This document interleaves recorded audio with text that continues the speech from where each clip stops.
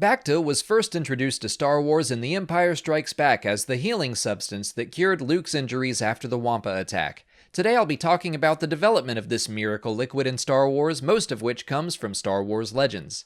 Thousands of years before the events of the films and the time of the Old Republic, Bacta didn't exist, so a similar substance called colto was used. It could be found naturally on the ocean floor of the planet Manan and was a highly sought-after resource during times of war. It was administered in a variety of ways, including submersion tanks, med packs, injections, or mists.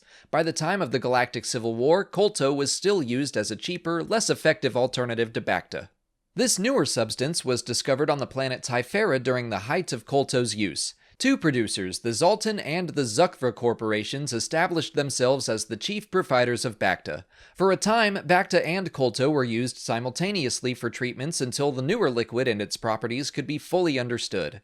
Alazi and cavum bacterial particles were combined with a thick fluid called ambori. When the mixture was applied to a wound, the bacteria would seek out the damage and regenerate it without scar tissue. It was the best medicine in the galaxy, able to be used on nearly every type of injury for an unprecedented number of species. Unfortunately, some beings were born allergic to Bacta. After the Battle of Endor, saboteurs contaminated a supply of Bacta that actually caused the allergy in anyone who came into contact with it. Similar to colto, Bacta could be administered through many methods, including tanks, medpacks, patches, injections, or mists deployed by droids or Bacta bombs. Special suits were also created that allowed patients to submerge large wounds in the substance but remain mobile. Some beings suffered from a light Bacta hangover when treatment was complete, finding themselves missing the peace of mind it provided. Of course, Bacta could not heal every injury. Darth Vader frequently submerged himself to attempt to reduce the pain caused by his burns, hoping that in time his lungs might be healed, but that day never came. By the time of the war with the First Order, a synthetic form of Bacta had been created.